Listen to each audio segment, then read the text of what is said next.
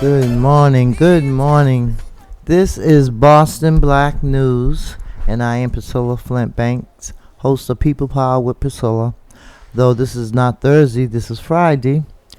I don't want to confuse y'all. This is Boston Black News. And my guest this morning is none other than our friend, Paul Singer, who likes to be called Singer by his friends. So, I am a friend of his, and he is a friend of mine. Even though some people say don't become friends with the media, but I like Paul Singer. I think he's a good, fair reporter. I am honored, and thank you for that, Priscilla. That touches my heart.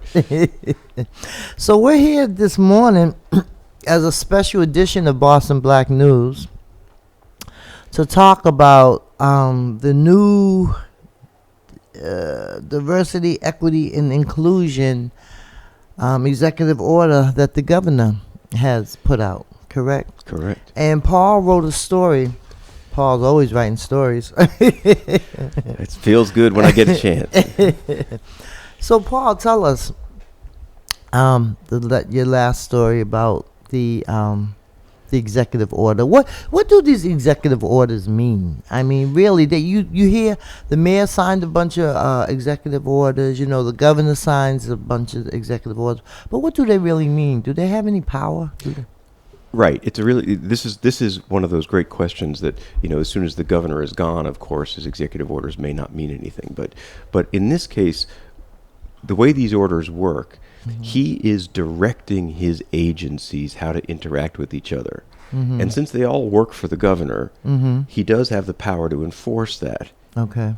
If he wants to, right? This gets back to our sort of the classic conversation you and I have all the time, right? Is that it is one thing to say we're going to do X, Y, Z, and we're going to take care of this problem and solve this. It's another thing to actually do it. Do it, right. Now, in fairness to the governor, in this case, what the executive order does is basically say, as you and I have spoken about a number of times, the state has, and we've been reporting on this for 4 years now, the state has done a pretty bad job of expanding contracting opportunities for minority-owned businesses, and particularly for black-owned businesses. And after denying it for a long time, the state finally, and the governor finally decided, oh yeah, actually they've got a point there, and started to do some stuff to try and solve it. And what this executive order does in particular is require that every agency in his government have a person appointed to be in charge of making sure they're actually meeting their minority contracting goals. And in theory, this is the fun one. In theory, it says this one office, the Supplier Diversity Office, has the authority to punish a white contractor that doesn't hire minority subcontractors. And it has the ability, but I can't imagine this ever happening, it has the ability to suspend the purchasing authority of any agency that doesn't meet the minority contracting goals. Wow. I mean, can you imagine, like, at some point they turn to the, Department of, Parks and Recreation and say, sorry, you can't buy anything anymore because you didn't hire enough minority. I mean, do you really think that's going to happen? I don't know. But that's what this executive order does. So they're putting a structure in place where people are now supposed to be responsible and accountable for meeting these goals. Just like the BIJP. Well, see, I knew, Priscilla, that you were going to roll your eyes and say, okay, accountable, but how accountable are they? Right. Right. I mean, you think about it. I mean, you have the BEC, the Boston Employment Commission, which is to oversee the city contracts. And then you have the Supply and Diversity Office, which is supposed to oversee the state contracts. Yet, if you ride up and down Boston in these streets, you see no diversity. I mean, really, it's frustrating. It really is, because you've been hearing this for years and years, and I mean, things are changing because buildings are going up like crazy all over the city, and it's still there's no fairness, And I'm working on a story about that I can't discuss with you yet, but I'll be happy to discuss with you in about 3 weeks when I'm done. Okay. But there's a lot of really interesting data that I know you've seen a lot of it from the BJP, Boston BJP. I'll get it straight one of these days. you can really see where diversity has completely collapsed or failed. And there's a whole, it's just really interesting. But again, I'm going to give the governor a little bit of credit here, right? Which is that when they issued their executive order on last Friday, they also issued their annual report on minority contracting. And in fact, you do see a little bit of movement, not a lot, but a little bit of growth. Black-owned businesses, we reported last year, had only gotten $10 million worth of contracts out of a $4.8 billion budget. That is so unacceptable. So this year now we're up to $49 million. Now, the budget also expanded dramatically. So it's like it goes from being, I think it was like 4%, 4.5% to 5%, whatever. I mean, it climbed, it creeped. Yes. But it creeped up, and that's up, not down. So, we'll give them credit for that, right? The question is that something that is sustainable? Can they really continue to push that ball up the hill? Or are they just going to, stop paying attention when the governor changes, or we stop writing stories about it, or you stop calling to complain? Well, I don't think that's going to ever happen. That's why we love you, Priscilla, because we know you'll still call and complain. Yeah, well, it's just with everything that's going on in the city at this point in time. I mean, I'm glad that the governor did step up, but I'd say a little bit too. He waits to the 9th hour. He's leaving. Yeah, that's right. I mean, it took him 8 years to figure out that. After the many lies that the state told about their numbers and their contracts and things, so, how long is that going to stay in effect? Because the next governor can, just like ignore it, correct? And I will say, again, I'm trying to give the governor a little bit of credit here for the things he is doing now. But the fact of the matter is that one of the reasons why these numbers have been so bizarre and so, like, they were claiming that they were doing $400 million worth of business a year with minority businesses. But it turned out that was because in 2016, this governor's administration made a decision to start counting anything they could conceivably call minority business. If you were a white-owned business that had a Caribbean chef cooking in your cafeteria. That was a minority-owned business. That was a minority-owned business, right? And the state would take credit for that. Check the box. If the white-owned company paid the Chamber of Commerce membership fee for a black-owned business, the state took credit for that too. It's like, and they were basically stuffing these numbers with sawdust just to fluff out the pillow. Yeah. So, that was a decision this governor's administration made, was to stuff the pillow with sawdust.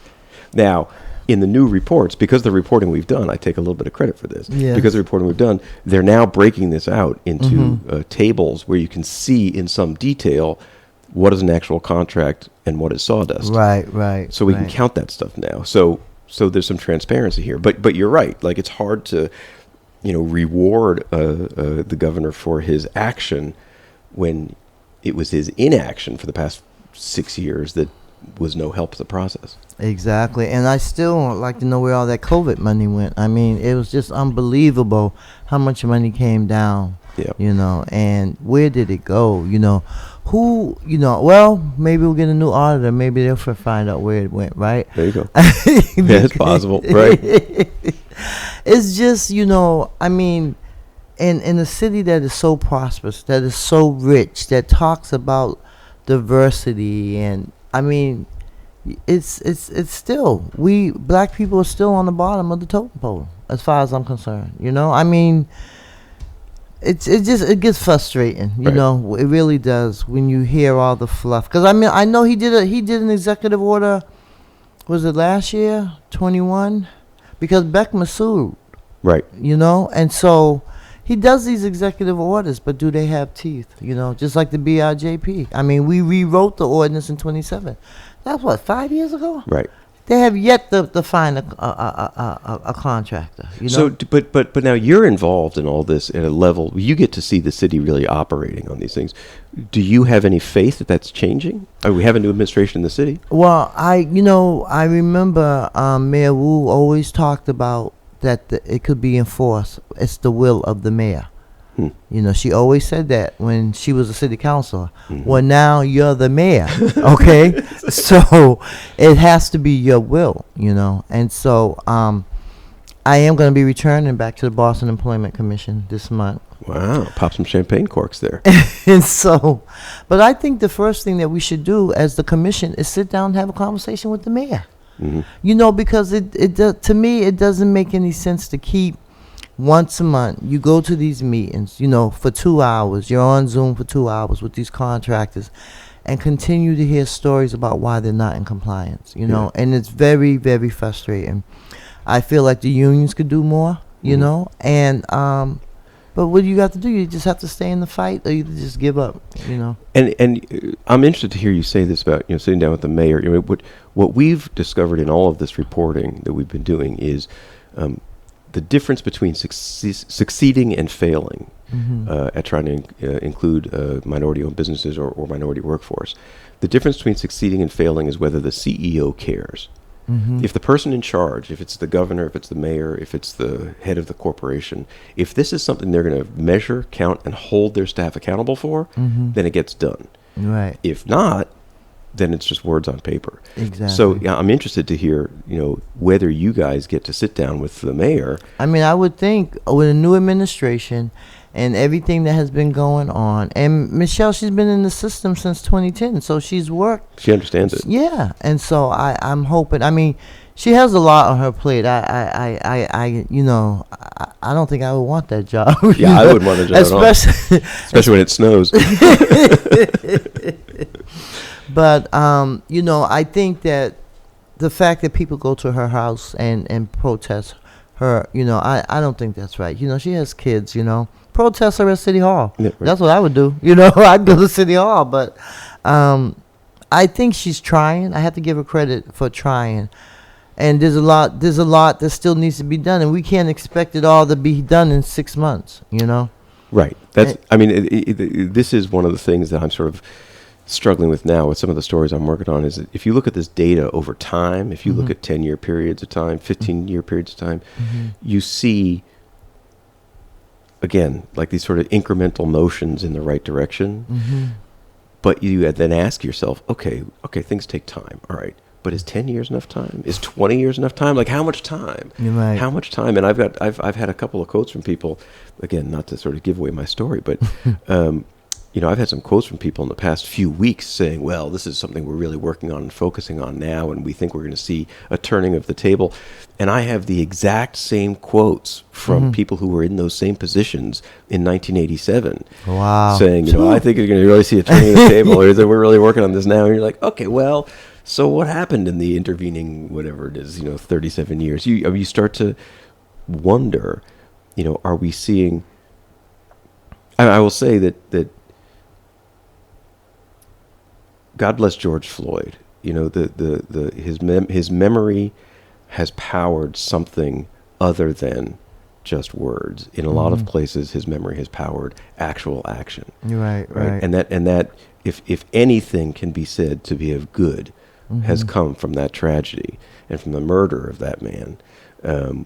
Maybe you can say this is the good, is that attention has really been paid to these injustices, right? And in some structural ways, we think, like, again, if the governor's going to create this thing where these agencies have to report to this one central place and have to do this thing to help minority businesses grow, is that because George Floyd was murdered? Maybe not. But it certainly rose. It definitely opened eyes and woke people up. Woke people up. And they now this is the new thing, Black Lives Matter. And so Black lives have always mattered. Yeah. We just haven't been treated in the proper way from when they brought us over here from slavery up until now. You know, and so I feel like there's a change. I mean, Michelle is doing the best that she can. Well, I don't know if she's doing the best that she can, but I mean, she's doing pretty good. You know, she does have a diverse team. You know, her cabinet. You know, I'm definitely pleased with the appointment of Shagun Adawu and Breonna Miller. You know, those are just a couple of the people that I know in her cabinet. But there are other people, you know, in her cabinet. One thing that I and I don't know if this could have been happened under Walsh, but I never really knew about it, was that now they have a class. It's not a class. It's like every Wednesday, if you're a small business owner, if you were trying to get certified with the city as a business owner, women business enterprise, minority business enterprise, you can go. There's a Zoom. You can go on every Wednesday between the hours of 11 and 1, and the staff is there to talk to you and to help you through the process of getting certified. So is that like a scheduled once-a-week class, or is it sort of an open hours, kind of office hours? It's kind of like an open office so hours. You can just drop in. Yeah, and it's not in person yet, but Right. it's on Zoom. But I think it was Tuesday. The NEI, they have a building that's right there where the old Tropical Foods used to be, right there on Washington and William Street.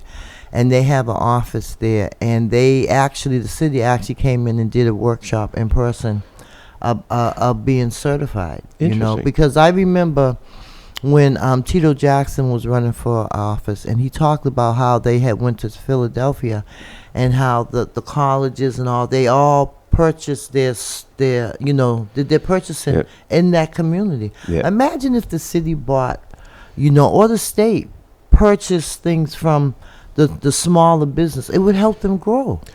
And we're doing a lot of work on this. I actually taught a class on this last week, that a lot of these cooperative purchasing agreements, and we did, my colleague Kirk Carapezza did a couple stories about this with the universities in Massachusetts. They're all part of a cooperative, and they buy stuff because, you know, again, each one of these universities buys how much paper and how much computer equipment, whatever. Exactly. And they don't just go to Staples, right? They exactly. they have their own contract, right? And they've got these preferred vendors. Well, the preferred vendors basically all white-owned businesses, right?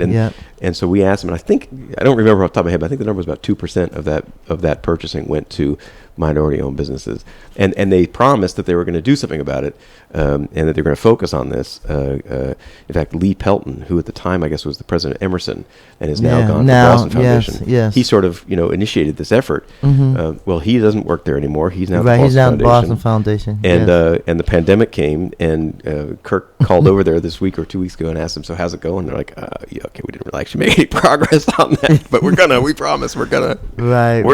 Yeah, I know. And that's just lip service, Right. Really. I think, actions to me speaks louder than words, And where there's a will, there's a way. And I really believe that there are some ways that we have to unpack things and really look at it and see. I know that the one thing the city has always cried about around compliance is, oh, well, we can't do that. We'll get sued, you know. And I'm like, get sued. I mean, you're getting sued all the time anyway, so what difference does it make? But well, yeah, except the courts may not be in your favor at this point, right? I mean, you have to ask this question. Well, I'm talking about the contractors, though. I mean, they're getting all this money, and they've been in compliance. They haven't been in compliance, and it's like, they don't even know if they can debar them. Right. I mean, if you continue to do the wrong thing for 20 years, right?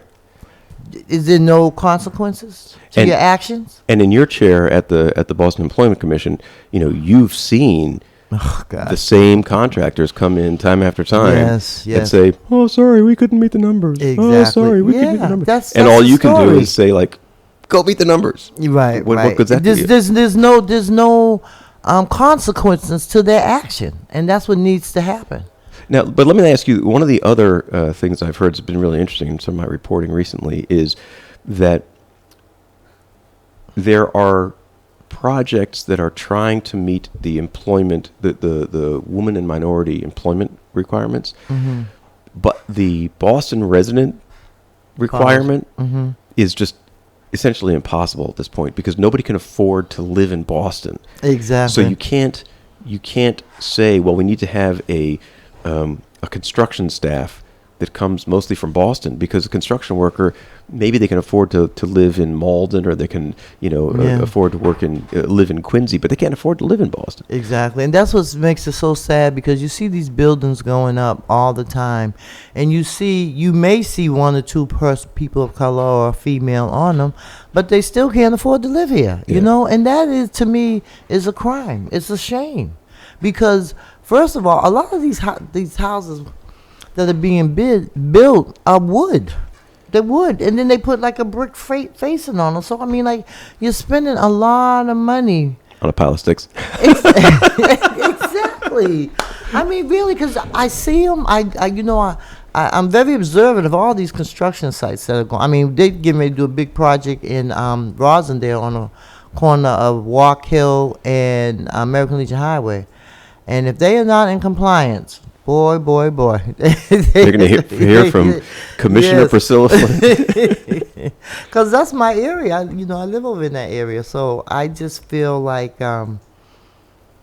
it's for the state. And even the state, their numbers, it's like 15.9% people of color and 6% females. For their compliance, or... Yeah, for their goals. For the states. Yes, and I mean 15.9% in the state of Massachusetts. Well, and I think I know I talked to Ron. I think Ron and I talked about this. That my colleague Chris Burrell did a story about those workforce goals, and that a bunch of the agencies weren't even checking to see whether those goals are being met. So my favorite was I think it was the school construction agency, whatever, the Massachusetts School Building Authority, or whatever it is. They spend $200-300 million a year building school buildings. And so Chris asked them, so what kind of minority and woman workforce are you hitting? And they said, well, we don't collect that information, but you're required to by an executive order. Hello, Priscilla. You're required to. And they said, oh, well, we ask the school districts to collect that information.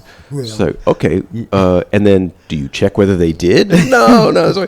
So like, do you really believe that the school district is collecting all this information on what the minority workforce is on their school building? The school committee is so jacked up. We just, they just hired a new school superintendent, and I believe a lot of people are up in arms because there was no community process. It's I mean, to me, it sometimes things, it just seems like it's the same old, But I believe that change is coming, because change happens every day, And so we just have to be diligent in our fight, in our struggle, because it is a struggle. But, I mean, having a home, a place to live, a place to lay your head down, that shouldn't have to be a fight. Right. Or being able to have a good job. That shouldn't be a fight. I don't understand the unions. I really don't. I just, I remember I used to ask Chuck all the time, Chuck, who can make the unions accountable? He's like, nobody, Priscilla. I'm like, why not? He's like, well, because they're a public entity. And I know there are some good unions. There are some unions that do try. But for some reason, when the carpenters are good, some laborers are, but a lot, I see that, IBEW, the electrical union is starting to see, but just we want to work as well as you want to work, right? And so why is it we can't? Well, and again, this is the story I'm working on, so I'm being a little coy about exactly what I'm going to say about this. But one of the things that is true is that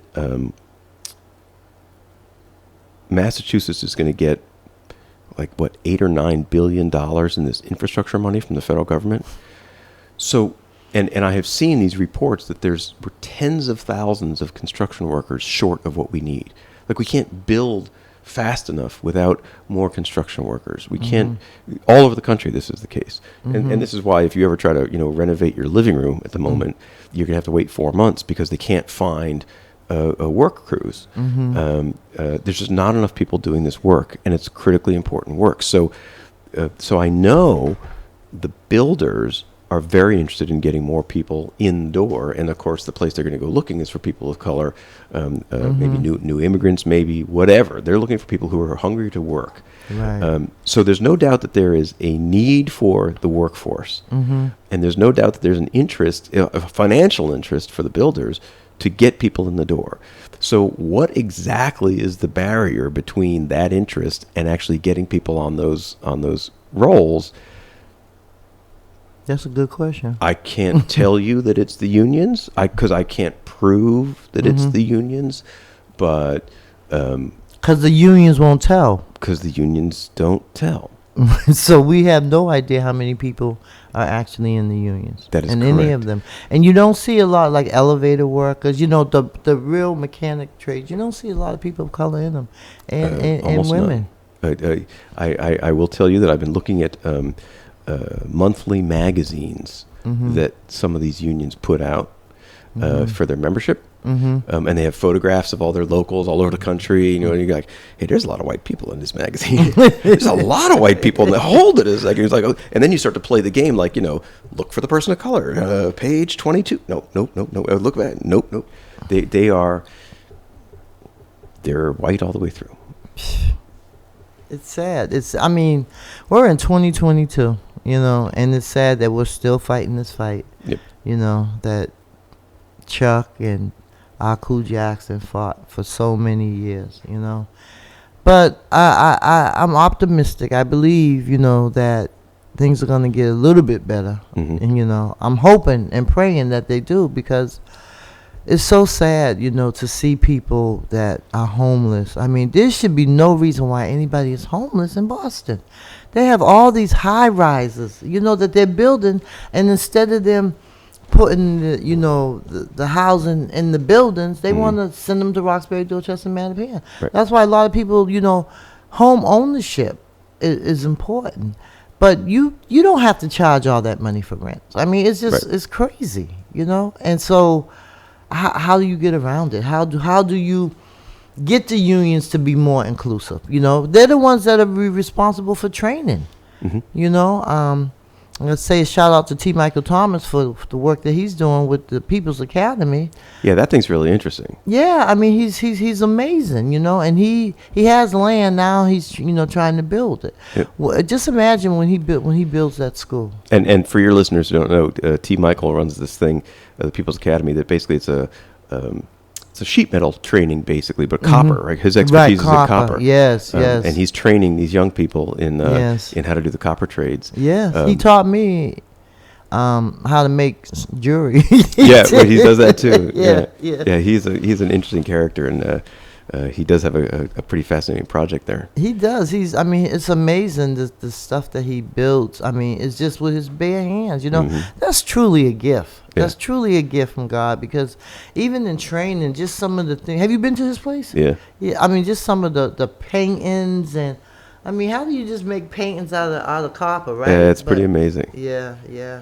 And he needs a space. His little workshop there, and he produces so much, and then I think he's doing something in Brockton now. He's training some young folks in Brockton. And I thought he was supposed to have some sort of a grant from the city or something like that, right, to help him build that thing. I don't know whatever happened to it. We should probably follow up and see. Yeah, I don't know what happened. I haven't talked. Have you talked to Michael? I haven't talked to him in a while, but I did see him recently. But we didn't get a chance to talk about anything. But I did see him recently.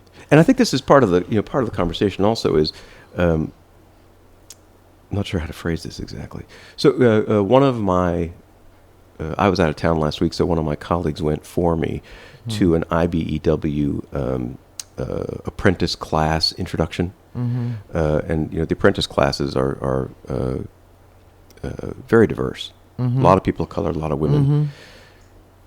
How many of those people actually survive and get in is a different question. And I met with some people in. See, now I'm giving you all my stuff. I shouldn't be telling this.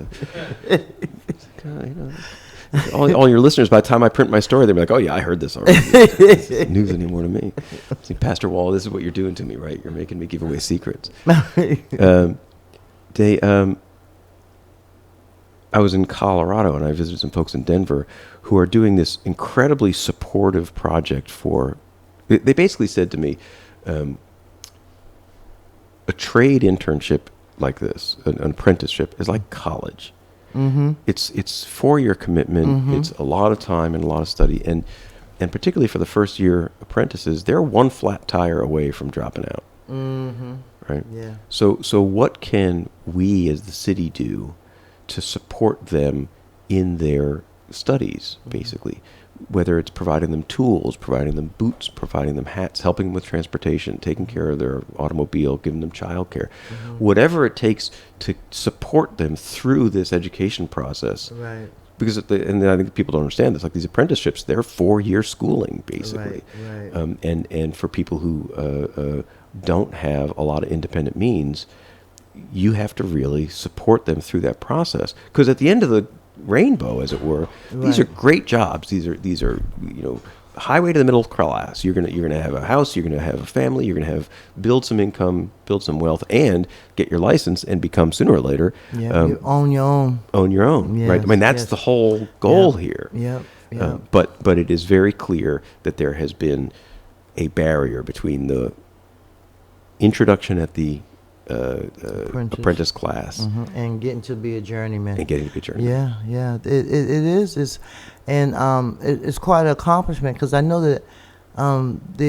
some people they go through the process. Some make it and some don't. But the ones that do make it, I mean, electricians are expensive, you Yeah. know, and you see why though, because it is like going to college. It is. Really, 4 years? Yes, definitely.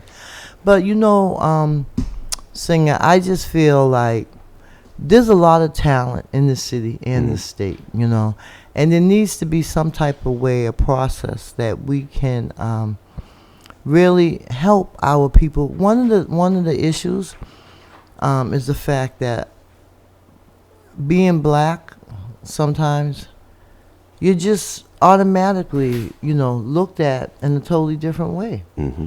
And so sometimes you're not even given a chance or opportunity, and sometimes it's not your fault, Right. like the mass and caste situation, I mean, these people, it's probably more mental health than drug addiction. Oh yeah. Oh, totally. And so why, they're building all these buildings. Why can't you build a facility or use an old one, because you got plenty of old buildings around, that can house and help these people instead of throwing them in jail? Yeah, well, and this is where we're going to get off on this whole conversation about the American healthcare system, which is so badly broken. But I will say that and remember, I'm new to Boston, right? I've only been here since 2018. Oh yeah, you are new. Yeah, I'm a youngin'. But I'm seeing and I'm learning and I'm hearing things. People, a lot of people want to focus on 1975 and school busing and all that stuff and whatever, was rough. and the Garrity order and stuff, and I went to see the show Revisiting Common Ground, which is about sort of looking back at the history. Okay, but it's not just history. I met somebody recently, black man, professional man, looking for work in his career field. Who told me that he was a finalist for a job, which he didn't get, and they told him it's because he couldn't pass the typing test. Oh my goodness! And I didn't even think they gave those things out. Who uses a typewriter? well, I do, but careful there. Hello. A real typewriter? Oh, me? Yeah. Oh, yeah. No, I've got a collection of manual typewriters. Really? Yeah, I don't type well, but I type. But it's clear to me that was code for you're too black for this job. Like it just, it's 2022, but there's still, if a black man in a suit and tie walks into an office to apply for a job, he is going to be told to take a typing test, and the white man in the tie and the jacket is not. Exactly. It's just. Well, have you heard that book, The Black Tax, by Sean Rochester? You need to read that book. I'm telling you, it talks exactly about what we're talking about. He talks, and they did a lot of research. I used it in my class. Actually, Sean Rochester actually came and talked to our students. Oh wow! Yes, and he basically, this is what happened in one incident. it was a law firm, okay, and so they made errors in the briefing. They had typos. They had all kinds of stuff, right? Misinformation, all that, right? And they told them that they told them that they told one group that a black person had wrote the brief, and then they told the other group that the white person had wrote the brief. Okay. And so with the black person, they found like 6 out of 7 of the errors. With the white person, they only found 2 or 3. They say that black doctors get paid $65,000 less than white doctors. I mean, it's just we have a caller? Good morning, caller. You're on the air. Good morning, Mr. Priscilla and Singer. Good morning, Eric. How you doing? Good morning. I'm doing well. You mentioned Mass and Cass, and I had a question to pose to you, and maybe some of the listeners who may know the answer to this can call and answer it. But the building right on the corner where the shelter is being redeveloped, and I was wondering if any of you knew if it was being redeveloped to house the people that are out there, or is it just some guy or some company redeveloping it for something for some other purpose? That I don't know, Eric. I don't know. Do you know what the address is? It's right on South. Huntington? No, that's not South Huntington. Southampton. No, it's not Southampton. No. Over there by where the fire station is. And right across from the fire station, the fire headquarters. Yeah. I don't know the answer to that question. They have a fence around it to keep them from being over there, but it looks like it's being redeveloped. And I was wondering if the city was doing something to maybe put the people that are hanging out there, or is it just a private development? I would be stunned if that was the answer, honestly. I don't think I'd be. My understanding was that the city put them in the old Roundhouse Hotel, right? They opened that up to be the old hotel down there. They opened it up to be a housing, sort of emergency housing. Right, that's for now. I guess maybe I'm hoping that they're putting them in there and developing that building to put them in there and maybe have some services as well. So that's an extension to the shelter. I don't know. Do me a favor. Send me an email at paul_singer@wgbh.org. And remind me to go look, and I'll ask some people sometime the next couple of days. Of course, holiday weekend, so whatever. Right. But I'll take a look and ask and see what that is and see if I can find out because I'm interested to know. Hopefully, also. I'll get there before your segment's over. I'm on my way in anyway. Yeah, great. I remember hearing something, being in a meeting or something about them building that something over there, and I can't remember because it's been a couple of years, but I do remember that, and I think that they were going to be building it for the people that were there, but I'm not for sure, and I can't remember because I'm getting old. So, well, if we can figure out the number, the address and stuff, the BPDA does keep a list. You can go on their website and find right what's being built there. Because another thing too, they're letting you put in like comments, about what you want to see and different things like that. So I just think, I think that the city could have done and still can do a lot better with that Mass and Cass situation. There's an interesting philosophy question though, right? And part of what they have done there is to try and collect all the services in the one place where they can reach all the people, and the people who need the services are all nearby, right? It's like a shopping mall, right? The whole idea is you put a lot of retail there, and the people who want to go shopping know where to go. The question is, do you really want to do that? Do you want to create what is essentially a shopping mall for these services for people in crisis? Or do you want to scatter it around the city to different places so that every neighborhood, this neighborhood has a rehab center, this neighborhood has a mental health center, and to sort of reduce the intensity of the traffic in and out of those doors? It's a really interesting philosophical question. I know that the mayor is struggling with that. Well, they used to have a program. One was called Women's Inc. and the other one was called First Academy. And these were 2 great programs that help people in recovery come out of recovery. And when they went through the program or they went through the process, they were given a place to stay. They were given furniture. They were given a fresh start, you know. And it seems like nowadays that doesn't happen. Where do all these programs go, you know? I mean, when I think about it, because my brother used to run First Academy, and then Harvard came and bought him out, and it just went down from there. And Women's Inc. I mean, and why are we, you know, continue just like the people that are working, Andrew James, they're working on no more incarceration because, you know, the government want to build $50 million women's prison. Right. I mean, really. Good morning, caller. You're on the air. Hi, good morning. My name is Corinne Pino, and I just want to say thank you for this show this morning. It's very enlightening. A lot of what you were discussing, I had no idea was going on. And this is just great. So thank you, Mr. Singer, and thank you, Priscilla. I do have a question. You mentioned a few things. I have several questions, but I'll just keep it I'll keep it pretty brief. I have a question in regards to, you mentioned someone by the name of T. Michael Thomas or something like that, Yep. and what he was doing with the People's Academy. And I'm just wondering, with the billions of dollars that we have in this state and in this city, why is it that something like that isn't built? You saying he's waiting? Is it something on his end? Like, can you just talk to me a little bit about that? Like, Yeah. how can we support him? Right.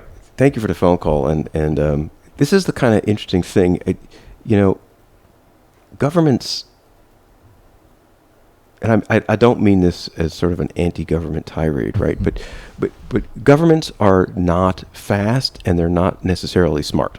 They're designed to, you know, provide the basic services and to prevent crises. They're not necessarily smart and innovative and looking ahead. So something like T. Michael's project, and again, I don't know all the details of where he's at, but I know it's been years he's been working on this.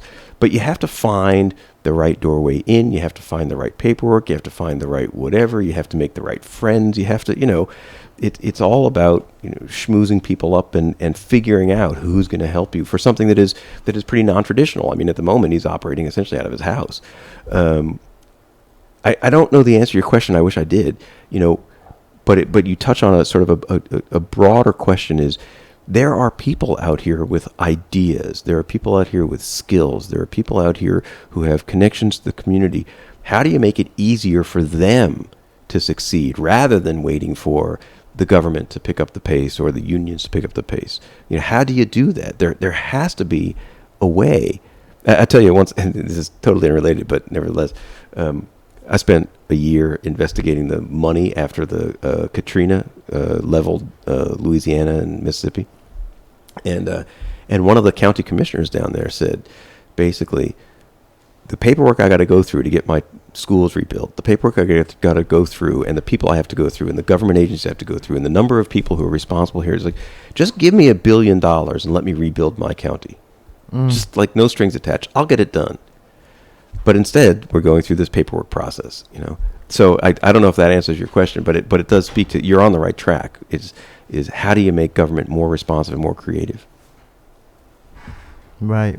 Yeah, no, thank you. That's great. And I'd just like to make another comment in regards to your comment about George Floyd. You know, his daughter said it best. Like, his murder changed the world in a bit. But I do find that there was all of this action within all kinds of organizations, you know, corporate America, all over the world, right? And now I feel like we're at a standstill. And how do we ignite that same fire that we had when this happened, and the accountability that we had? It just seems like with Black, you know, issues in this country, and especially in this community, you know, we sound the alarm, and then it goes quiet. Well, You according to my friends Pastor Wall and Priscilla, the first thing you do is you build up Boston Black News, and you build up Boston Black News to tell these stories and to keep telling these stories and to not let people forget these stories. So, yeah, you don't stop. Thank you for the call. so much. It's lovely to hear from you. Thank you for calling. Thank you for calling. Thank you. We have another caller, Pastor? Okay. Yeah, so very, those are the questions, I mean, government was created to, I believe, to run the country or the city or whatever. And it just seems like politics became politics. That's T. Michael's saying. He calls them politics. Because once you become an elected official, you have to continue to raise money. You have to continue, because if you want to stay in office, you have to continue to raise money. Right. And sometimes where your money comes from depends on what you do for your community and for your constituents. And that's why I said I wish that they could take money out of elections, because I'm sorry. No, go ahead. Well, I used to investigate members of Congress for a living. That was my job, was investigating corruption in Congress. Oh, wow. That must have been fun, huh? Yeah, right. I know you had a lot of stories. It's like shooting fish in a barrel.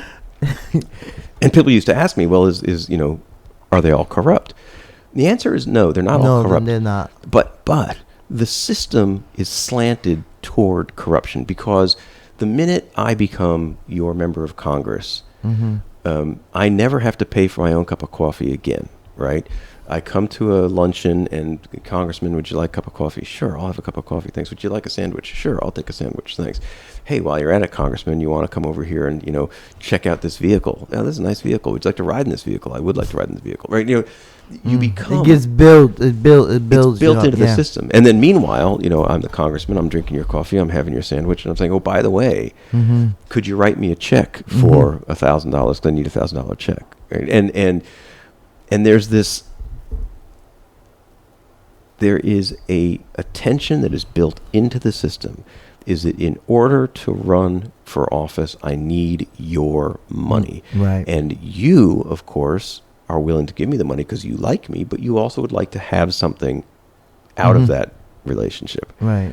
And so the entire relationship is based on you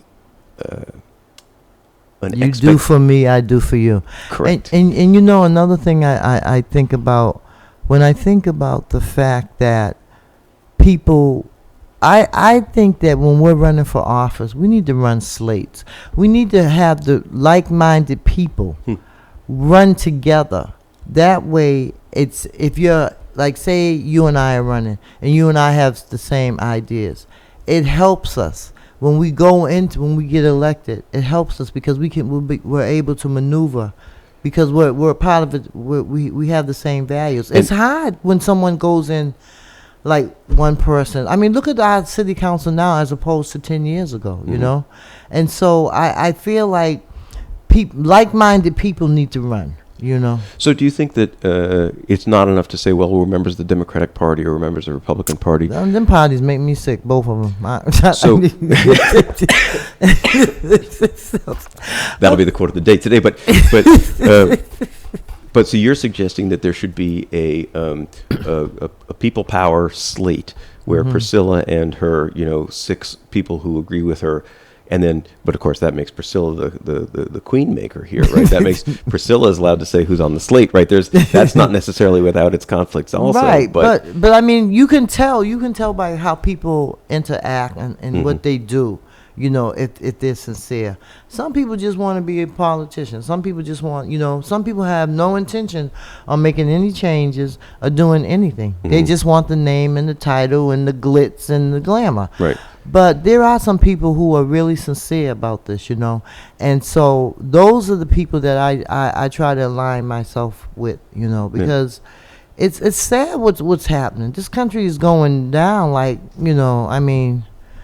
It just is. It's reality. We see it every day, you know. And then we say, "Oh, well, they're not doing nothing." Some of them aren't doing anything because they can't, because they don't have the constituent base. They don't have, they can't get 2 people to a meeting, right? And the other people are bringing 500, So it's really about organizing and bringing people together. And even though COVID was really, really, really devastating, one thing it did, it brought people together across the country on Zoom. Right. You know, and so we have this type of technology now that we could have 10,000 people on the Zoom. Right. You know, I mean, I've been on some of the NAACP calls, you know, and it's like They're huge. people from everywhere, you know, and I feel like we should use things like Zoom and Facebook and Instagram. We should be using them as organizing tools so that we can reach across the country, because it's not just all politics are local, and we have to start locally. And that's the thing that I want to say is I joke with people that I'm in recovery from national politics. My last job, I was the politics editor for USA Today, like one of the biggest newspapers in the country, living in Washington, D.C., you know, covering the president and Congress. And it was horrible because at a national level, it is just impossible to get anything meaningful done. It's just impossible. It's crazy. I mean, they got a gun bill passed, but it is basically the crumbs of the gun bill. That, you know. So, okay. But locally, and if you look at the transformation, for instance, of the Boston City Council over the past 10 years, that is local organizing, local politics. You know, we have a mayor of color for the first time in 200 years. Like, local organizing can have an impact. It only takes 5 people in a town like this to really move an idea forward. It takes 100,000 to move something forward, you know, statewide, and nationally it takes 2 million. So local, start local, make change locally, make change on the ground here, and get involved. And you can have an impact at the local level. Run for office, you can have an impact. We have 4 minutes. We have 4 minutes. Okay. Time goes by fast I know. when you're having fun. You're such good company. We can sit here for hours, Priscilla. I don't think Ron would or Pastor would allow that, but I mean, we can always go have a cup of coffee and finish the conversation. Exactly. But last night it made, you know, seeing Michelle doing the wobble. And wait, did we tell the listeners that you were at the party last night? Is that you were at the Mayor Wu's inaugural party? Yes, I was there with a friend, and it was nice. I mean, it was. It's good to see people being in COVID. You know, really just like isolated people. So it's good to be out. And, you know, in this campaign season, and this is, you know, a statewide election, so you're seeing people everywhere, you know. And it seems like people are, you know, enjoying themselves. But then there's still so much work to be done, you know, because things are still happening, you know.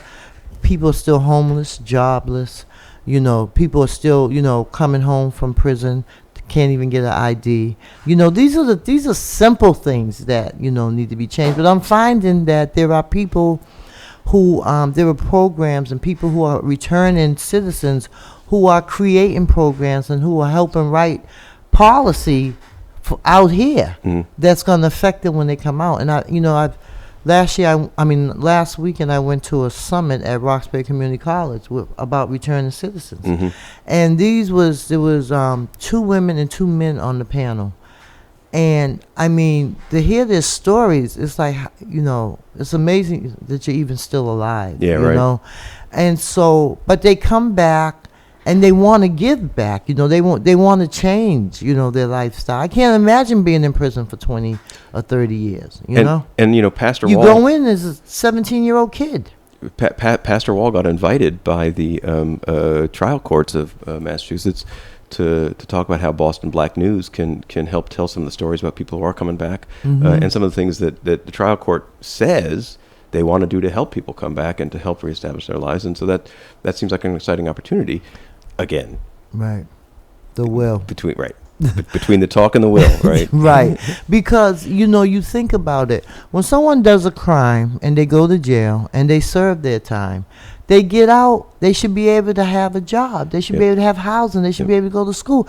They're being punished twice. You know, mass incarceration is real. And their whole family's being punished. Exactly. You know, I mean, how, and another thing, like with the women, I say when a man goes to jail, the woman is there to maintain the household.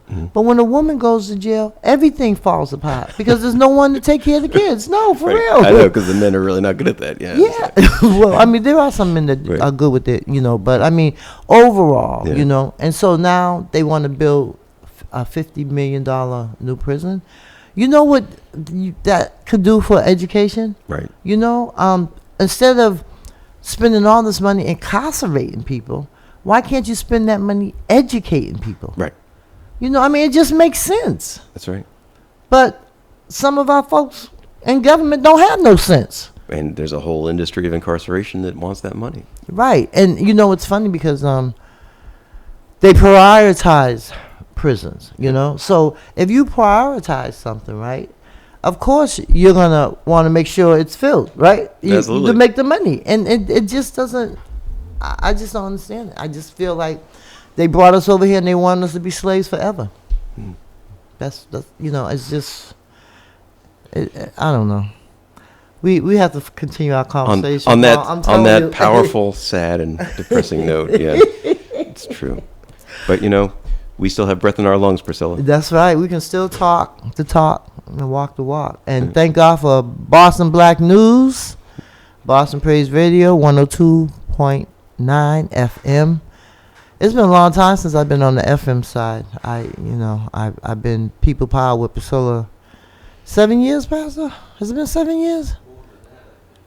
Yeah. And my thanks to Pastor Wall for continuing to enjoy this partnership, and I'm enjoying being in your company. I appreciate the hospitality and the welcome. Well, we appreciate you, Paul, singer. I guess we got to get up because I see Ron Bell. Yeah, Ron Bell wants to, he wants his seat. You got a guess? I love Ron Bell. You know he was my campaign manager. You know, you guys, it's like, you know, everybody knows somebody. Everyone's connected. So I'm convinced that Ron Bell is either related to or has worked with everybody in the city. Exactly. I believe so, too. I run into people, I'm like, oh, yeah. And then they're like, oh, yeah, you're on Ron's show. I know Ron, yeah. Yeah, Ron's a hard worker. Are we off the air? We have time? I hear the music. There you go. Singing the well, song. it has been nice being here at 7 a.m. in the morning with you, Paul. I see that you are a early riser, and so Indeed. yeah. But we have to do this again. Anytime. We have to keep it going. You know, get more people involved. That's what it's about. Organizing. Thank you for having me, Priscilla. Thank Always you. enjoy. Thank you.